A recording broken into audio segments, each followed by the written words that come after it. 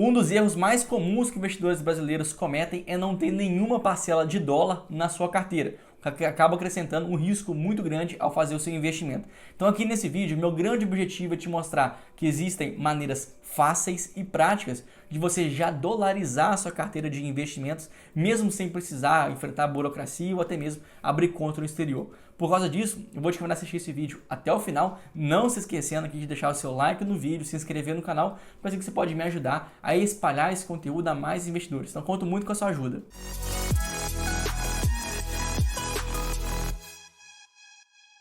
Eu até entendo que para a gente ser brasileiro já existe um viés natural de expor muito mais, uma parte muito maior da nossa carteira a ativos brasileiros, ao invés de ficar procurando ações no exterior. Isso porque é muito mais fácil e confortável para a gente entrar na bolsa de valores e já conhecer várias das empresas que nelas negociam, porque a gente já convive com elas, nós já entendemos a operação, como que elas ganham dinheiro, quais são seus riscos, nós já acompanhamos os noticiários e sabemos o que está acontecendo de errado e de certo com aquelas companhias. É muito mais fácil você acompanhar a Magazine Luiza, acompanhar a Via Varejo, acompanhar a Petrobras, Vale, do que começar a acompanhar empresas muito específicas do mercado americano que nós não temos um acesso muito trivial. Então, por si só, é natural que a gente já tenha esse viés, com que faça com que a nossa carteira já tenha uma parcela maior realmente em ativos no Brasil. Mas se a gente começasse a entender ou aprofundar um pouco mais nesse cenário, a gente vai entender que isso acaba sendo muito arriscado.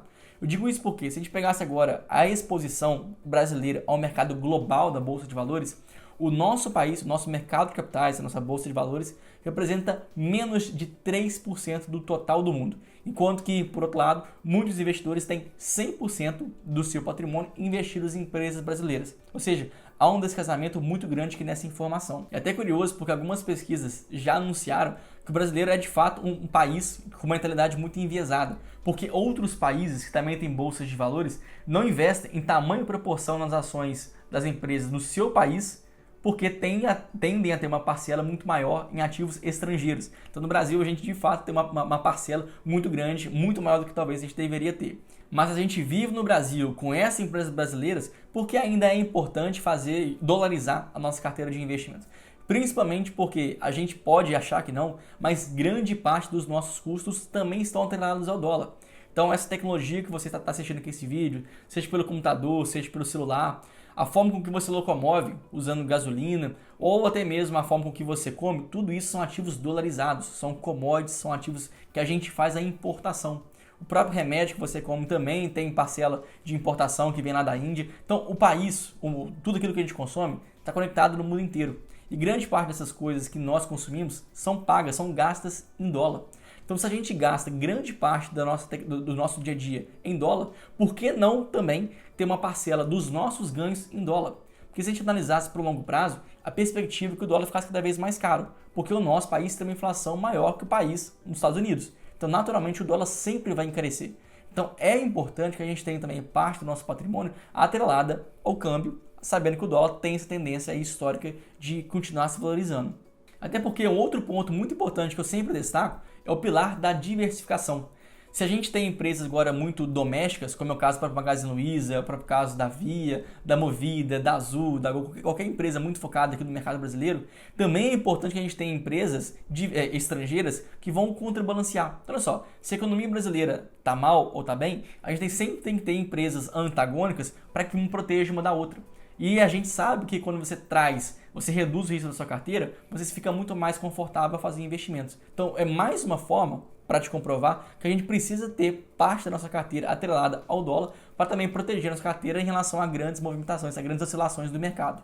Então para isso eu separei 3 formas fáceis da gente fazer aqui no Brasil, para a corretora brasileira, para a gente já ter acesso a empresas dolarizadas. Então a primeira forma que a gente pode destacar se refere a empresas brasileiras, mas que são dolarizadas naturalmente.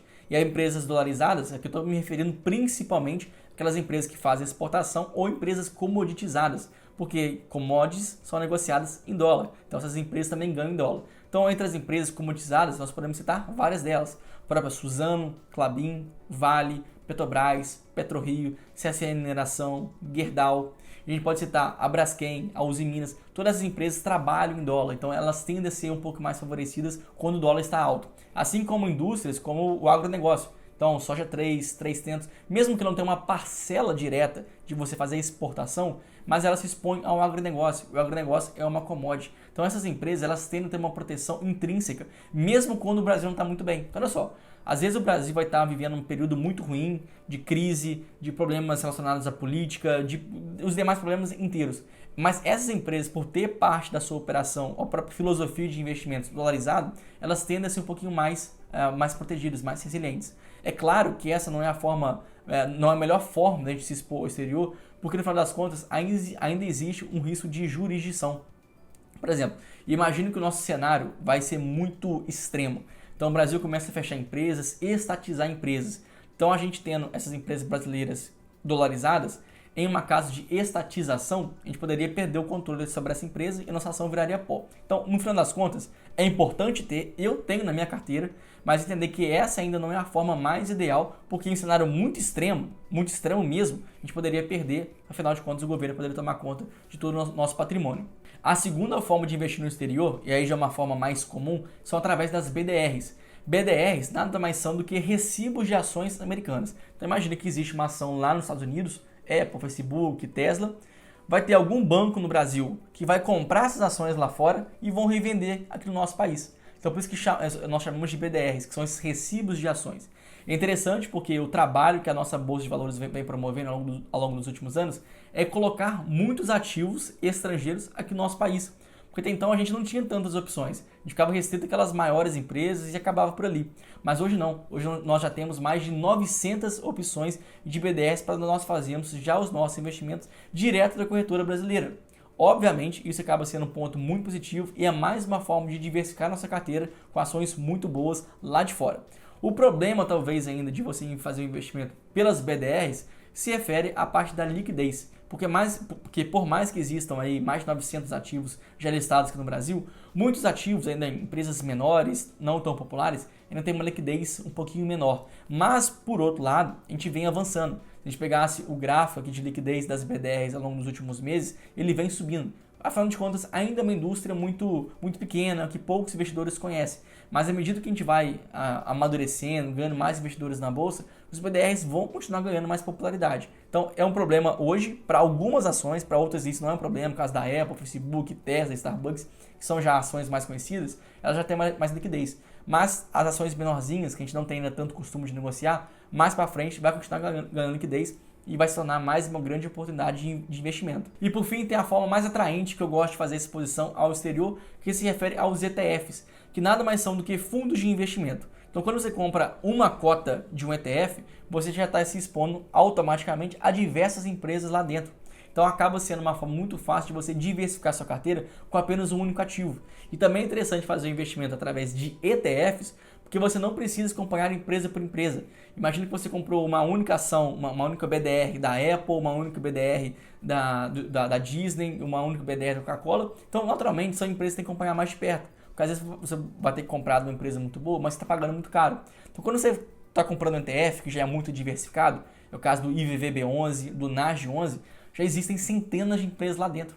Então, se você pagou caro em uma, não tem problema, porque talvez uma outra empresa está barata, você contrabalanceou. Então, quando você compra um ETF já muito diversificado, você já tem acesso a uma cesta de ativos formada por empresas gigantescas, resilientes, seguras, de qualidade, e ainda assim não está pagando caro nem barato, está na média do mercado. Então, para mim, o ETF acaba sendo uma forma muito interessante de fazer um investimento e ainda assim dolarizar a sua carteira, porque mais uma vez é muito importante pensando na construção de patrimônio de longo prazo. A gente não quer ver o nosso patrimônio crescer em reais, mas sabendo que o nosso real está cada vez mais desvalorizado em relação ao mundo. Então imagine que você vai fazer uma viagem lá no futuro, tudo aquilo que você colecionou de reais não vai valer nada. Então vai ser um esforço em vão. Então é muito importante a gente ter parte da nossa carteira dolarizada. Então eu espero que você tenha gostado desse vídeo. Inclusive, se você já dolarizou, já investiu no exterior, deixe aqui embaixo quais são os ativos que você já comprou. Espero que você tenha gostado desse conteúdo. Eu espero você lá no próximo. Valeu!